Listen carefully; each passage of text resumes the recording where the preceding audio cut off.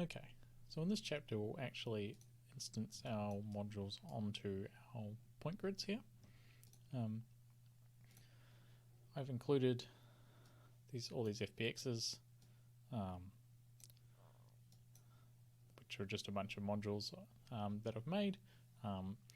They're okay, they're not the best, I'm not the greatest modeler in the world, but they will do for this.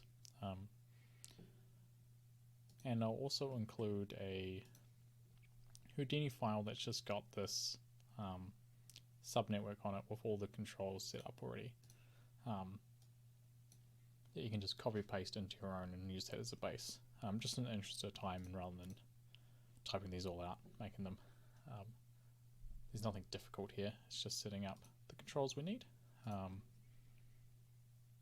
which we've got. I'll just walk you through what all of these are. So we've got our seed, which is exactly what it is, the random seed for the placement, module size, which we have on all of our other ones as well. The modules, so two types, you can point to a file or you can point to geometry. Typically you'll leave this on geometry, and I've got some in here already that I've just imported a couple to use. The weight base, so this is its base chance of appearing, and then every time it doesn't appear it'll add this amount to it. So this just gives you a slightly more even distribution. The minimum floor it can appear on and the maximum floor, and then padding from the top if you don't want something to appear right at the top. And then tags that must be present. Select as many of these as you want. If you want to manually include buildings, so it will always appear on those buildings regardless of tag. And then tags that must not be present. A note with these tags is these are based on the ones we set up here. If you add more to here, you'll need to go on and add additional ones to this little drop down menu.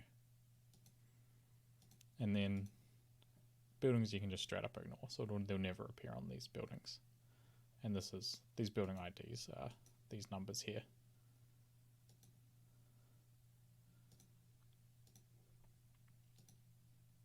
And then lastly, place on building one of however many. So this will place it on every 5th building, or 3 out of 5 buildings, etc. And then you can just offset that amount. So if you want, say, one module to appear on every 2nd building, and then a different module to appear on every 2nd building, but offset by 1. So they one appears on one set and one appears on the other. Okay, and that's all the sort of controls. You can add as many of these modules as you want, and the system we'll build will be able to handle this.